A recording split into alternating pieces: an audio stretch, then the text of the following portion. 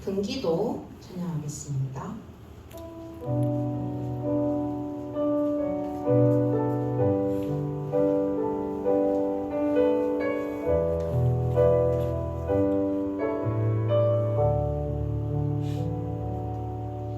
오직 예수의 길은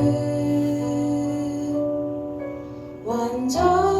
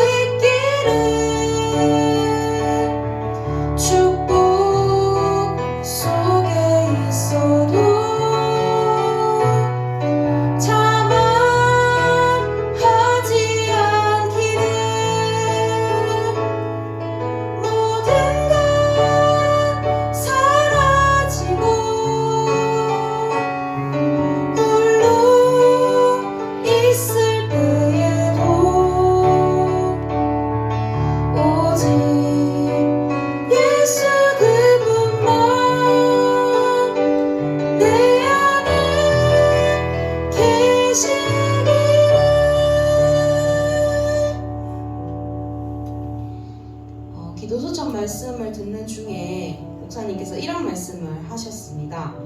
모든 문제 속에서 복음이 왜 필요한지를 질문해야 되고 거기서 나의 기도와 나의 전도를 찾아야 된다라고 말씀하셨습니다. 한 주간 동안 가정에 있으면서 또 제 개인의 모습을 마주하면서 하나님께 질문을 그때부터 시작했던 것 같습니다. 하나님, 우리 가정이 이런데 왜 복음이 필요한가요? 하나님, 내가 이런데 왜 복음이 필요한가요? 그리고 나서 목사님께서 그 다음에 하셨던 말씀이 그거였습니다. 각인이 잘못되어 있기 때문에 그렇게 생각할 수밖에 없다. 나쁘고 틀린 게 아니라 모르고 있는 것이다. 기도가 되어졌습니다. 지금 모르고 있는 거구나. 나도 그렇고 현장도 그렇고 복음이 각인되어 있지 않는 만큼 모르고 있고 속고 있는 거구나 라는 걸 발견하게 되었습니다. 우리 이 시간 깊은 기도 한 번 더 찬양할 때 같이 고백하는 시간 되었으면 좋겠습니다. 하나님, 기쁜 일이 있어도 슬픈 일이 있어도 우리의 입술이 오직 예수 그리스도를 발견하고 누리는 그 자리에 있게 하여 주시옵소서.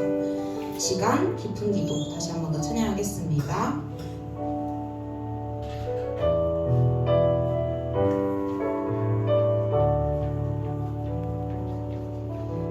오직 예수의 길은 완전 복음의 길은 어떤 상황 속에도 성령 충만하기를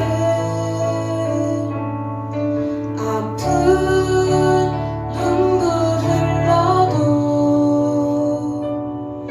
기쁜 일이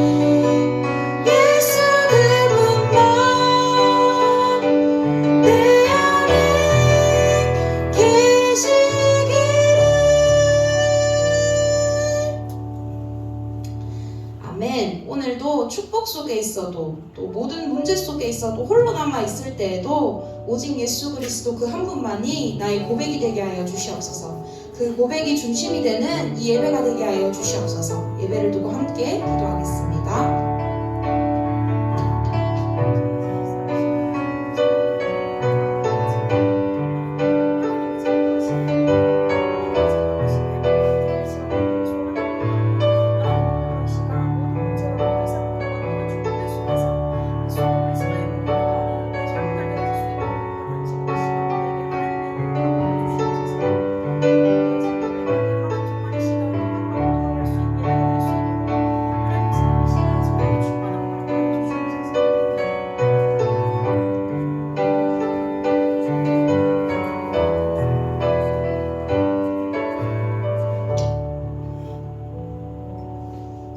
기도하겠습니다.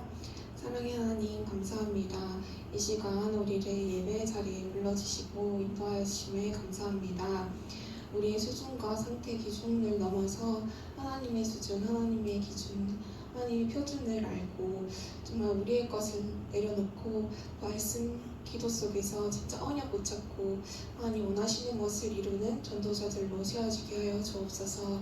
하나님 우리가 정말 오직 복음의 뿌리 내리고 기도로 체질되고 전도가 각인될 수 있도록 주님 역사하여 주옵소서. 하나님 우리가 진짜 청년 중직자를 준비하면서 이 시간 정말 리더로 준비되어지고 또 믿음의 가정을 준비하는 예배 될 수 있도록 주님 역사하여 주옵소서. 이 시간 목사님에게 성령의 충만함을 더하여 주시고 목자의 영감을 부어 주옵소서. 예배 함께하지 못하는 우리 청년들에게도 하나님 동일한 은혜 더하여 주옵소서. 살아계신 예수 그리스도의 이름으로 기도합니다. 아멘.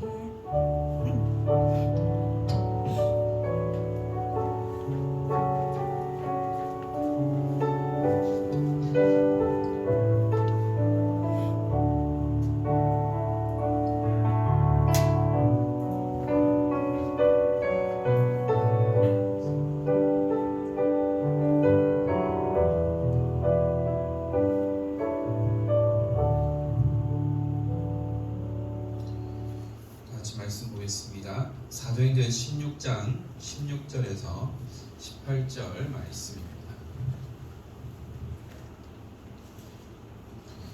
사도행전 16장 16절에서 18절 말씀입니다.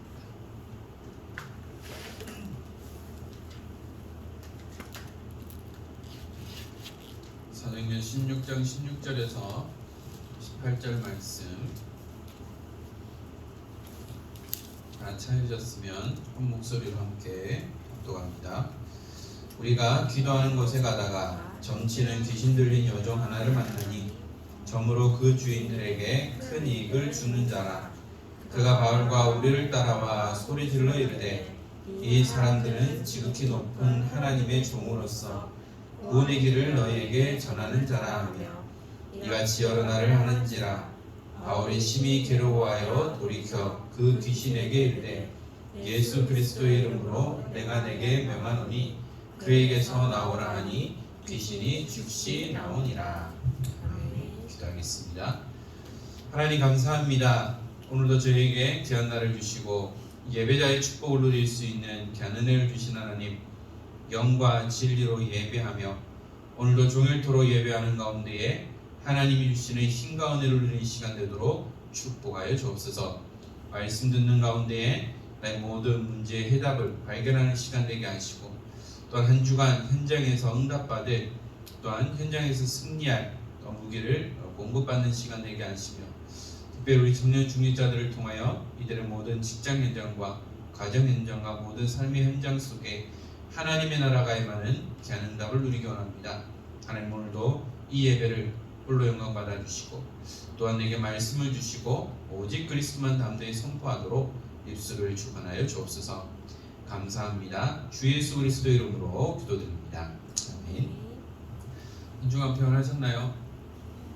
다들 일한다고 피곤하고 지치고 또 여러 가지 업무 스트레스와 함께 좀 어려운 부분들도 있었을 것 같네요.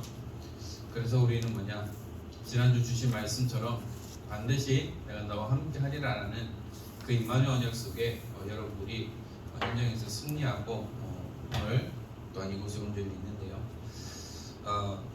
우리 말씀 받는 이 시간과 또 여러분들의 현장에서는 어떻게 보면 괴리감이 느껴질 수 있어요. 말씀 받을 그때는 되게 행복하고 좋아요. 현장 가면 무조건 다 이길 수 있을 것 같아요. 그러나 현장의 상황은 녹록지 않죠. 나의 의지와 상관없이 계속해서 힘들어지고 어려워지고 또한 업무에 대한 스트레스와 또한 선배, 또한 상사와의 스트레스, 갈등 이런 것으로 인해서 메시지는 전혀 생각이 안 나고 현실이 되게 커 보이는 그런 경우들도 있을 거예요. 그렇지만 여러분들 속지 말아야 될 것이 뭐냐? 여러분들은 하나님의 자녀고 또한 청년 중직자라는 사실을 기억해야 됩니다. 저도 지난주에 또 속아버렸어요. 괜히 속지만 않으면 된다고 했는데 사탄은 가만히 두지 않는 거예요. 계속 속게 만드는 거예요. 예전 같으면 저는 인정하지 않았을 거예요. 속았다는 말도 안 했을 건데 이제는 뭐냐? 하나님 나를 갱신해가는 시간표구나. 그러면서 스스로 인정을 하게 되고 또 속았구나. 이제 또 안 속아야 되는데 왜 자꾸 반복적으로 속을까? 라는 것을 생각하면서 그렇기 때문에 내가 더 그리스도가 필요하고 그래서 반드시 내가 너와 함께 하겠다라는 그 임마누엘의 약속을 내가 잊지 말아야 되는구나 라는 것을 생각해 보게 됩니다. 제가 머리 하나 가는 샵이 있습니다. 아주 젊은 그 디자이너인데요. 이제 30인데 이제 미용실에서 이제 실장이 됐어요. 그러면서 이제 평소에는 그냥 몇 마디만 하다가 끝나는데요. 어제는 웬일로 좀 얘기를 많이 하더라고요. 이런저런 얘기하면서 좀 그런 제가 들었던 생각이 뭐냐면 이제 이 친구에게도 이제 시간표가 됐구나.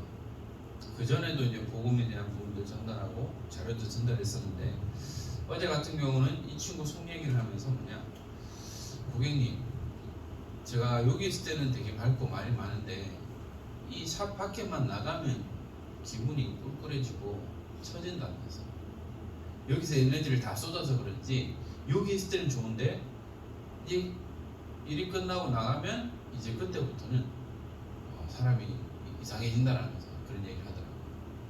그러면서 이 친구에 대한 얘기를 하는 가운데 뭐냐면, 원래는 이름이 있었는데 이름 바꿨어요.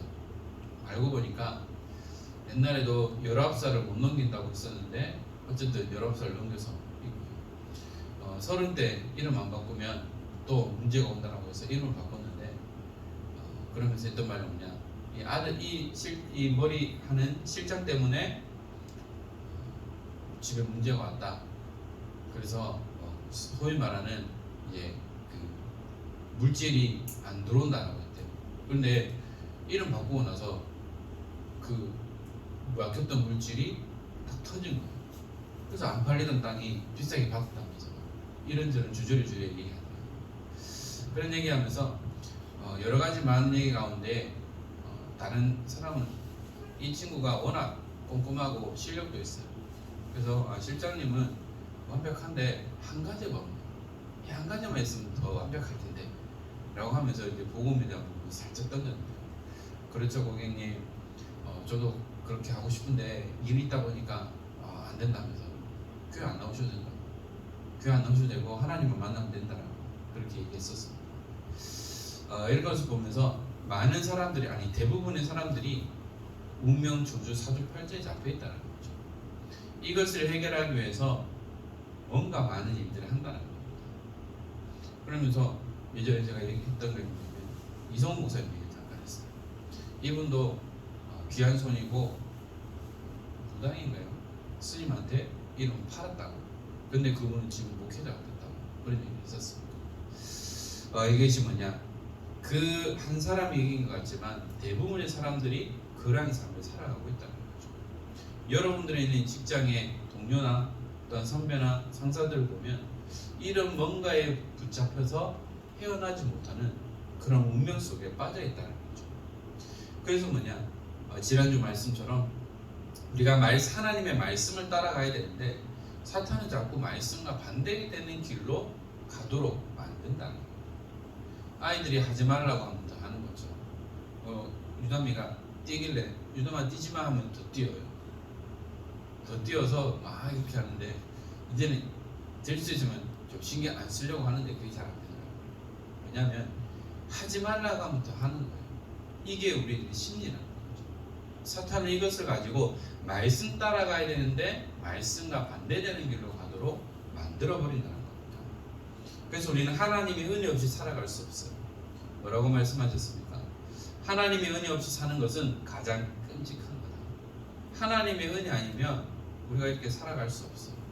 무슨 사고가 당해도 당할 수밖에 없어요.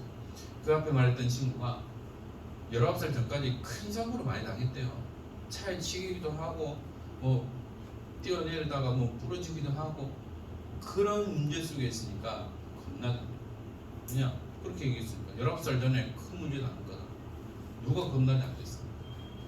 그러니까 자꾸 하나님의 은혜가 없이 살아가도록 만드는 거죠. 그래서 우리는 뭐가 기준이 되어야 되느냐? 하나님의 말씀이 기준이 되어야 한다는 겁니다. 그래서 하나님이 주시는 진짜 은혜는 뭐냐? 생각과 마음과 영혼이 치유되는 거예요. 그래서 우리의 마음과 생각을 치유하시는 그 그리스도의 은혜를 누리는 거고요. 또한 우리가 이 시간 예배를 통해서 그 은혜를 회복하는 겁니다. 그러면서 목사님 말씀하셨죠. 복음만 누리고 있으면 된다는 거예요. 그래서 지난 한 주간 복음 누림이 뭘까? 우리가 복음 누림 하지만 과연 이 복음 누림이 어떤 것일까? 라고 질문하면서 찾은 답이 뭐냐? 그래, 복음 누림은 하나님이 나와 함께 하시기만을 누리는 거야. 하나님께서 내게 주신 신분과 권세를 누리는 것이 복음 누리는 거지 라는 결론을 내렸어요. 그래서 뭐냐? 하나님이 함께 하시는 임마누엘 비밀을 누리는 것이 복음 누림입니다. 그 속에 있으면 우리는 어떤 문제가 와도요? 어렵지 않아요. 그러나 가장 쉬우면서 가장 어려운 것이 임마누엘이에요. 하나님은 나와 함께 하시지만 내가 업무에 치다 보니까 내 개인적인 갈등에 문제가 오다 보니까 하나님이 함께 하시는 걸 잊어버리는 거죠. 그러나 하나님은 그때도 함께 하신다는 겁니다. 그래서 우리 청년 중직자들이 이 비밀을 가지고 날마다 응답받는 믿음으로 승리하는 그냥 축복을 누리게 되겠는데요. 오늘 우리가 함께 나눌 말씀이 뭐냐면 네 번째 정신치유입니다. 지금 계속해서 치유에 대한 부분들을 나누고 있죠. 영적 치유, 마음 치유, 생활 치유, 그리고 정신 치유입니다. 그래서 그 중에 가장 정상적인 치유를 받아야 하는 것이 바로 정신 치유죠. 지금도 신경정신과 가면 많은 환자들이 대기하고 있어요. 특히 코로나로 인해서 많은 사람들이 우울증에 시달리고 있다는 거죠. 갑갑하잖아요. 1년 동안 갑갑했는데 지금 언제까지 갑갑해야 될지 몰라요. 그러다 보니까 깊숙하게 내재져 있던 이 정신 문제가 드러나는 겁니다. 그러면서 어제 어떤 얘기를 하더라고요. 사람은 남자는 여자만 잘 만나야 되는 줄, 여자는 남자만 잘 만나야 되는 줄 아는데 남자도 여자를 잘 만나야 되더라고요. 하면서 자기 친한 선배 얘기를 하면서 사귄 지 3개월 됐는데 이 여자가 주사가 심했나 봐요. 술만 먹으면 사람이 180도 변한대요. 어느 정도냐? 대리 불렀는데 차를 박살내고 이 남자친구를 뭐라고 하냐면 이제 그 관계 동영상을 찍었다라면서 경찰한테 얘기해가지고 조서를 썼고 일단 때는 마무리돼서 나왔는데 이 여자는 어제 무슨 일이 있었는지를 기억하지 못해요. 그래서 하는 말은 우리 그냥 깔끔하게 했어. 네 고소 안 하는 것만으로도 고마워 이러면서 헤어졌다라면서 그렇게 얘기해요. 세상 사람들 불신자들은 달라질 수가 없어요. 그래서 뭐냐, 이런 정신 문제, 여러 가지 마음의 치유가 안 되다 보니까 옛날에 봤던 그 상처들이 드러날 수밖에 없다라는 거죠. 그래서 특별히 정신 치유에 대한 부분에 있어서 중요한 것이 뭐냐면 강단 말씀을 통해서 치유를 받아야 된다고 말씀하고 있어요. 왜냐하면 다른 강단도 많지만 우리 은평교회의 강단을 통해서 주시는 말씀을 통해서 치유를 받아야 돼요. 왜냐? 나를 가장 잘 아시는 분이 누구죠? 우리 담임 목사님. 우리가 본문 메시지는 듣지만 유 목사님은 우리 누군지 몰라요. 우리는 유목사님 알아도 우리 형편을 몰라요. 그러나 여러분들의 형편과 상황을 가장 잘 아는 건 누구죠? 담임 목사님. 우리의 목자, 우리의 목사님의 말씀을 통해서 우리가 치유를 받아야 되는데요.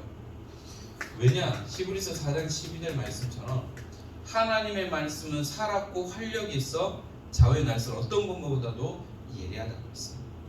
바로 이 말씀이 나에게 있는 상처, 나에게 있는 문제, 특별히 정신적인 문제를 당하는, 영적인 문제 당하는 나에게 메스가 돼서 나를 치유하는 겁니다.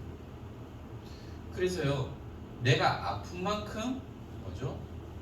내가 치유하는 거예요. 어떤 사람들은 너무 아파요 하고 안 들리려고 해요. 그러면 안 고쳐져요. 그 고통이 따라야 내가 치유되고 살아나는 겁니다.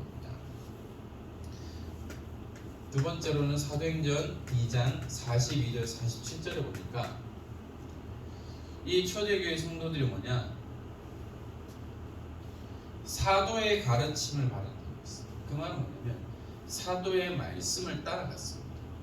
그리고 서로 교제하고 떡을 떼고 했다라는 것이죠.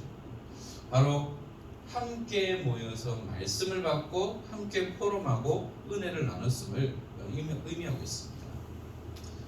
또한 사도행전 11장 19절에서 30절에 스데반의 환란으로 흩어진 자들이 안디옥에 모여서 안디옥 교회가 형성되어지는 것을 보게 됩니다. 이 모든 것이 뭐냐? 하나님의 계획 속에서 사건을 통해서 흩어지게 만들었고, 그 흩어졌던 자들이 함께 모여서 교회를 세우고, 이 안디옥 교회를 통해서 어떤 응답을 줬습니까?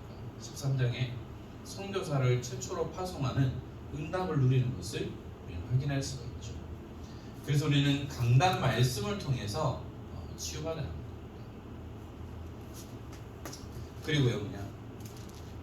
강단에서 우리가 한 주에 한 번씩 강단을 통해서 말씀을 받고 치유받는다라면, 이제는 우리가 현장에서는 뭐냐?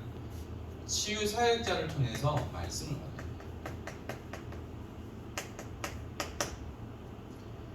우리 전도운동하는 우리 단체에 치유 사역자들이 있죠. 바로 그 치유 사역자들이 뭐냐? 이런 어려움 당하는 자들, 특히 정신 문제 있는 사람들, 그리고 우리 의료인들과 하는 사람들은 이제 또 유신 치료하는 그런 부분들이 있죠. 바로 치유 사역자를 통해서 꾸준한 말씀 치유를 받아야 합니다. 사도행전 13장 1절에서 12절에 보니까 선교사가 파송되었고, 바울이 갔던 첫 번째 현장이 어디냐? 바보섬이었습니다. 거기에 총독이 말씀을 듣고 싶어 했는데, 그러나 그 총독 옆에 누가 있었느냐? 박수무당이 있었어요. 그러니까 말씀 못 듣게 방해했죠. 그때 하나님께서는 이 박수무당에게 뭐냐? 바울이 너는 앞으로 너 해를 보지 못할 거야 라고 하니까 앞을 보지 못했어. 그것을 본 총리가 충격을 받았죠. 바로 뭐냐? 무속인에게 장악되어서 그에 의해 끌려다니는 그 지역을 책임지는 총리가 복음을 듣고 하나님을 배운 것을 볼 수가 있습니다. 오늘 본문 말씀처럼 16장 16절에서 18절에 나와 있는 것처럼 귀신 들려서요, 이 요정을 가지고 뭐냐? 돈벌이를 하는 거예요. 돈벌이를 했는데 이 친구가 치유되니까 어떻게 돼요? 돈벌이가 끊어졌으니까 고발하는 거죠. 바로 하나님의 말씀이 선포되니까 뭐냐? 그 정신 문제, 귀신 들린 거에서 완전히 치유되는 것을 봅니다. 19장 8절에서 20절에 보면요, 한 지역에 뭐냐? 점술문화, 무당문화가 가득한 거예요. 그때 바울과 그 팀을 통해서 복음이 선포되니까 그들이 가지고 있던 모든 책들을 다 불살랐습니다. 바로 그 지역의 흐름을 완전히 바꿔버린 거죠. 무속, 점술, 우상 문화의 모든 흐름이 뭐냐? 치유 사역자를 통해서 그것이 흐름이 완전히 바뀌어버렸어요. 요즘도 좀 있지만 한참 때는 타로점이 유행했잖아요. 곳곳마다 중요한 자리마다 타로점이 있었어요. 물론 재미라는 것을 가지고 했지만 뭐냐? 그 흐름 자체가 계속해서 흑암 문화, 우상 문화, 귀신 문화로 바뀌어버리다. 무덤집 가는 거는 조금 꺼려져도 타로점 가는 거는 가볍게 가는 거죠. 바로 이런 흐름 속에서 완전히 모든 문화를 장악해버렸습니다. 그때 하나님은 복음 전하는 전도자들을 통해서 그 흐름 자체를 완전히 바꿔나가는 것을 볼 수 있죠. 그 다음에 뭐냐? 말씀을 통해서 치유가 되는 것도 중요하지만 또 뭐냐? 내 삶 속에서 생활이 치유돼야 돼요. 내 생활이 치유되지 않으면 아무리 말씀 들어도요 다시 제자리 걸음이 될 수밖에 없다는 거죠. 그래서 환경 치유를 해야 됩니다. 제가 이제는 부산에서 사역할 때 그때는 제가 렘넌트 사역하고 있었어요.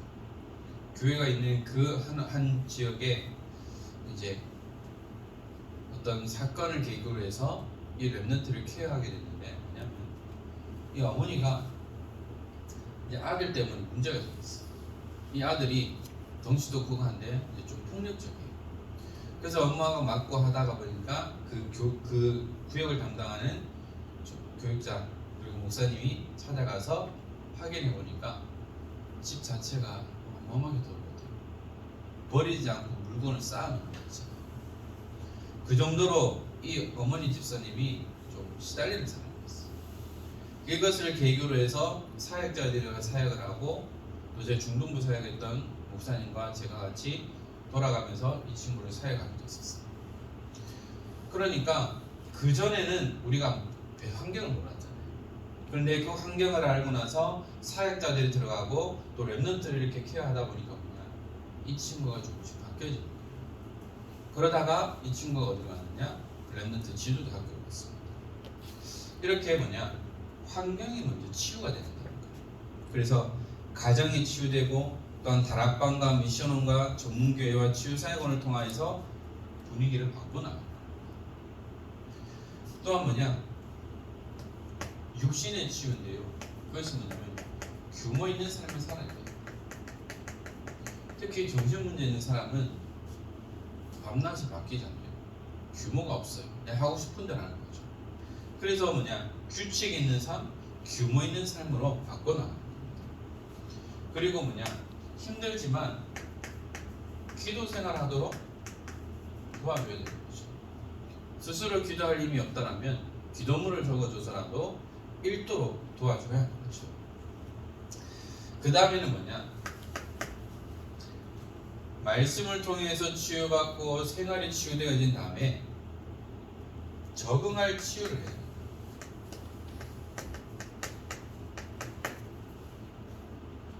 뭐 예를 들어 감옥에 있다가 나왔을 때 바로 적응이 안 된다. 그래서 그 안에서 자격증 취득하도록 하고 또한 출소에서도 직장에 들어갈 수 있도록 도와줍니다. 어떤 또 군대에 있는 간부들도 바로 사회에 적응할 수 없기 때문에 적응할 수 있는 시간을 만들어줘요. 직장 생활할 때도 처음부터 하는 것이 아니라 인턴 생활을 거쳐서 정상으로 가는 것처럼 적응할 수 있는 부분들을 도와주는 것이죠.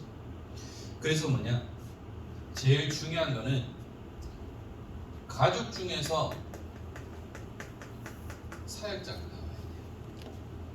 아무리 많은 사역자들이 도와주고 하더라도 가정 안에서 사역자가 나오지 않으면 안 된다는 거죠. 그래서 뭐냐, 가족 중에 사역자가 나와야 합니다. 또한 계속의 가정에서 또한 케어할 수 없기 때문에 치유 사역을 통해서도 적응 치유하는 거죠. 유목사님 계속해서 말씀하시는 서울과 부산에 있는 치유 사역을 말씀하시잖아요. 물론 대구에도 있긴 한데 뭐냐면 여기서 합숙하면서 계속해서 말씀 묵상하고 녹취하고 호흡하고 기도하면서 계속해서 치유 나가는 거죠. 이런 부분들이 필요하다는 겁니다. 그리고 가정에서 또한 적응할 수 있도록 해야 되는데요. 뭐냐면 가족과 함께 적응 치유를 하는 겁니다.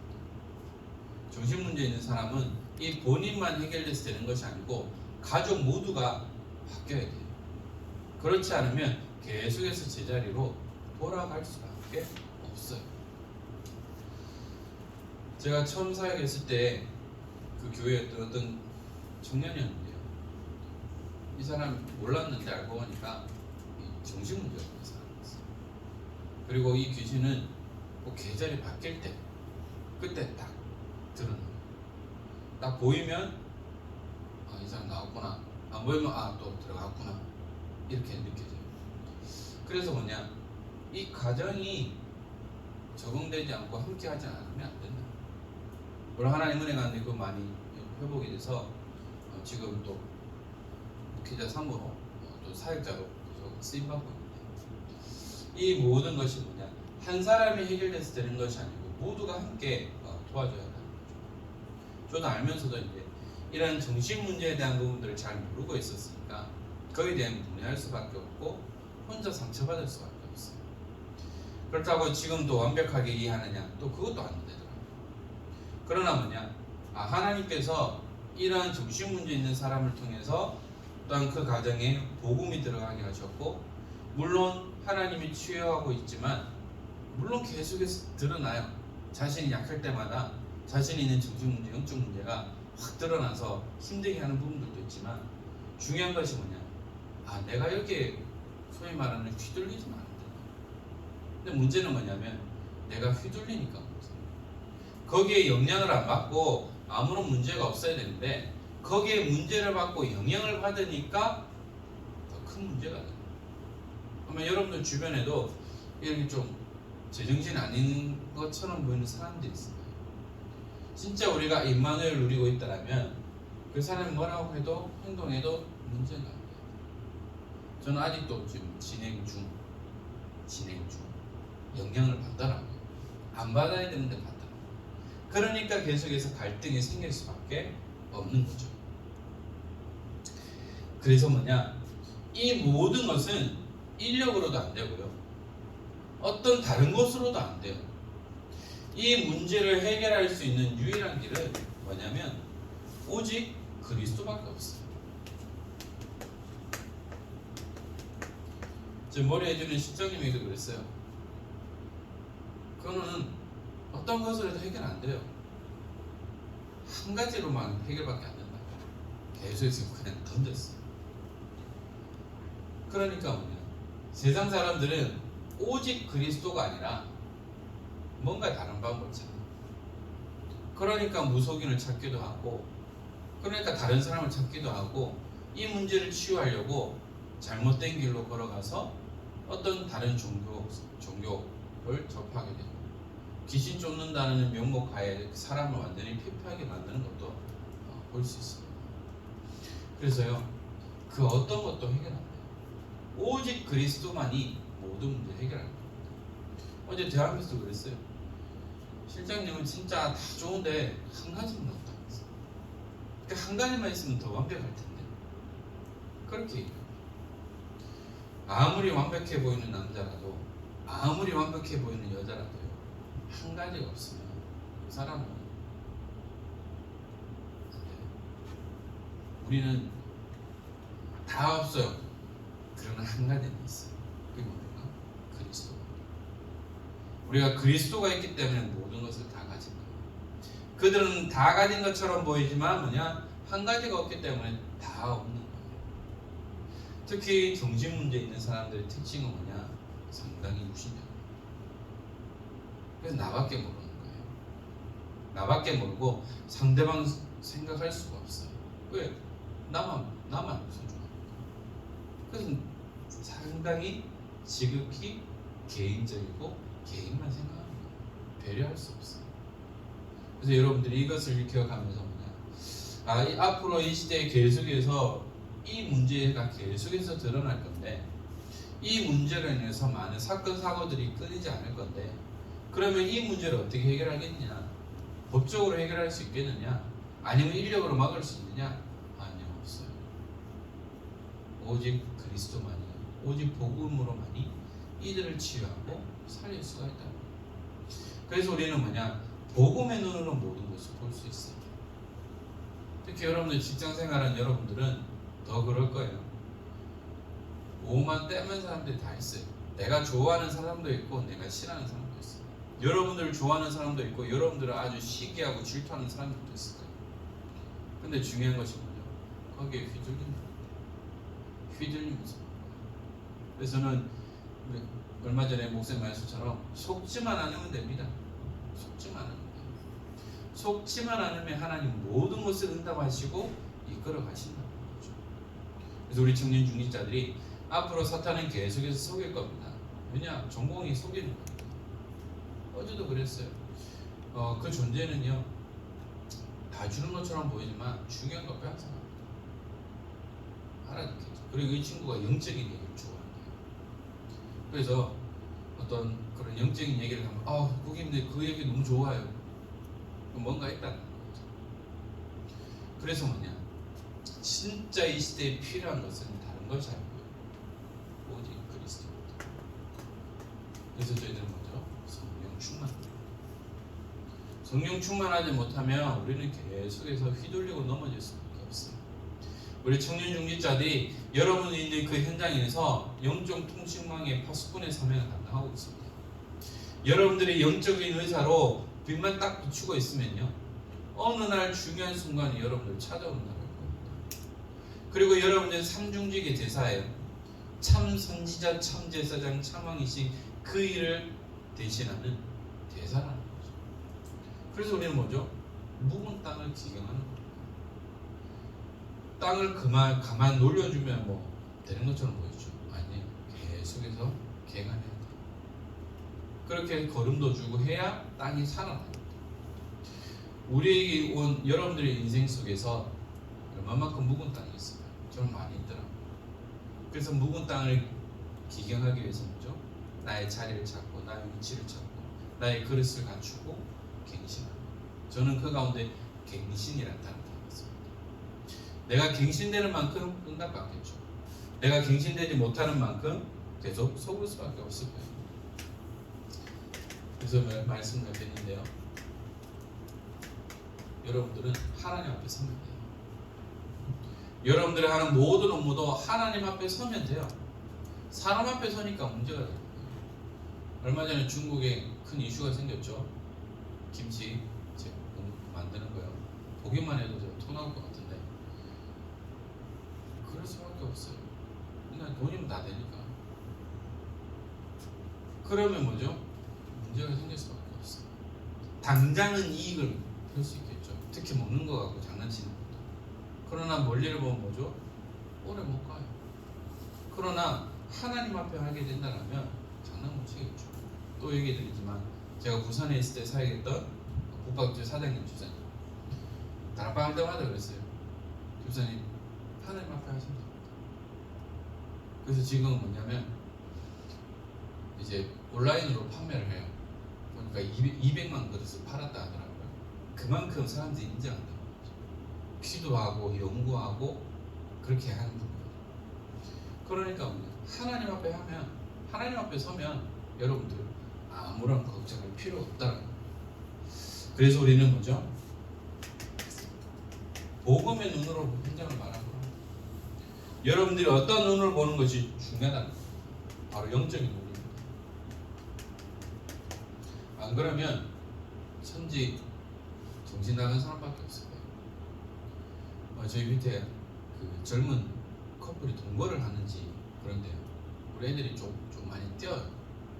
근데 아주 초저녁인데도 시끄럽다고 소리를 과려거리 지르는 거예요.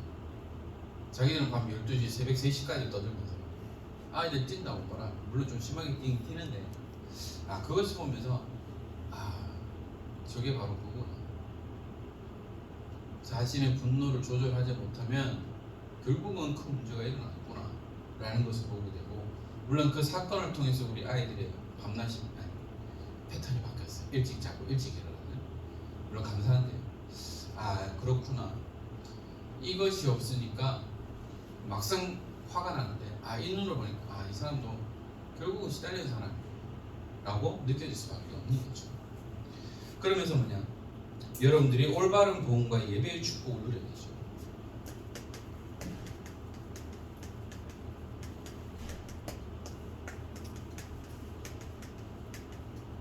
이것을 우리 후대들에게 전달합니다. 강단에서 나왔죠. 올바른 복음과 이 예배의 축복이 우리 후대들에게 전달돼야 됩니다. 그래서 저희 아이들에게 늘 얘기해요. 내일은 우리 예배 드리는 날이니까 일찍 자자. 오늘 예배 드리러 오는 날이니까 좀 쉬었다 와. 오늘 옷 입는 것 중에 제일 이쁜 옷 입고 와. 라고 이렇게 얘기해요. 올바른 복음과 예배의 축복이 후대들에게 전달돼요. 그러면 자연스럽게 우리 아이들은 따라올 수밖에 없는 거죠. 그래서 우리는 흐름을 놓치지 말아야 됩니다. 어떤 흐름이죠? 언약의 흐름, 말씀의 흐름, 훈련의 흐름을 놓치지 말아야 됩니다. 그래서 여러분들은 무엇을 준비해야 됩니까? 리더로, 또한 지도자로, 청년 중직자로 언약의 가정을 놓고 기도하고 준비해야 돼요. 진짜입니다. 남자만 잘 만난다고, 여자만 잘 만나야 된다고. 진짜 언약 안에서 복음 가진 남자와 여자를 만나는 것이 중요해요. 그래서 이 사람이 나와 평생 함께할 사람이 맞다라고 확신이 들면 그 시작하는 거예요. 그래서 여러분들이 여러 사람 만나보는 것도 좋아요. 그럼 문제는 뭐냐면 깊숙하게 들어가면 못 나와요. 그래서 이 사람이 이 사람이구나, 저 사람 저 사람이구나. 어제 만났던 그분도 몰라. 처음에는 몰랐는데 여러 사람 만나보니까 이제 사람이 보인다라고 얘기를 해요. 여러분들 진짜 기도하면서 이거 준비해야 됩니다. 그래서 여러분들은 복음의 깊이 뿌리내릴 때 하나님 앞에서 예배 성공해야 됩니다. 예배 성공, 인생 성공, 예배 실패, 인생 실패.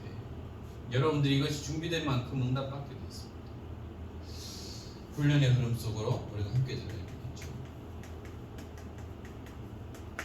여러분들이 여러 가지 직장 생활과 여러 가지로 인해서 많이 피곤하고 힘들지만 우리가 다시 한 번 더 우리가 하나님 앞에서 중요한 응답을 누릴 수 있도록, 그래서 여러분들을 통하여서 우리 은평교회가 든든하게 세워지고 렘넌트 운동의 리더로서, 모델로서 렘넌트가 렘넌트를 이끌어 나가는 그 응답의 모델의 축복을 누리는 가운데 여러분들이 정말 하나님 앞에 먼저 서서 응답받는 증인입니다.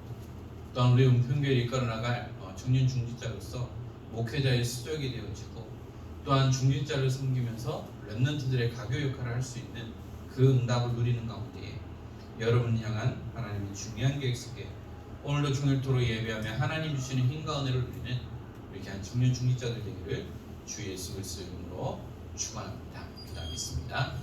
하나님 감사합니다. 오늘도 우리에게 귀한 예배의 축복을 주신 하나님, 우리 청년 중직자들을 통하여서 어려움 당하는 날을 살리는 참된 증인의 축복을 누리기 원합니다. 오늘날 정신적인 문제로 많은 사람들이 고통당하고 있는 이때에 그 어떤 것으로 해결할 수 없지만 오직 그리스도로 그들을 살리며 답을 주는 자들이 되게 하시고, 어떠한 상황 속에서도 속지 않을 만큼 하나님 흔들리지 않는 믿음을 주시며 또한 굳건하게 세워질 수 있도록 축복하여 주옵소서. 이들 때문에 이들의 업의 현장이 살아나게 하시고, 이들 때문에 이들의 가정 현장이 복을 받으며 또 하나님께서 허락하신 귀한 사명을 누리는 가운데에 하나님 가장 정확한 시간표 속에 또한 언약의 가정을 이루며 언약의 후대를 키워나가는 참된 증인의 축복을 누릴 수 있도록 성령으로 역사하여 주옵소서. 오늘도 예배를 통하여 나에게 주신 하나님의 말씀을 굳게 붙잡는 시간 되도록 은혜를 허락하여 주옵소서. 우리 주 예수 그리스도의 은혜와 하나님의 크신 사랑하심과 성령님의 감화 감동 충만하심이 하나님이 함께 하시는 임마누엘 은약 속에 날마다 이 복음의 비밀을 누리며 복음의 눈으로 영적인 눈의 현장을 보며 또한 애통한 심령으로 정말 그 현장을 놓고 기도하며 또한 그들에게 답을 주며 살리기 원하는 사랑하는 모든 청년 중직자들 머리 위에, 이들의 가정 현장과 모든 삶의 현장과 업의 현장 위에 이제로부터 영원토록 항상 함께 있을지어다.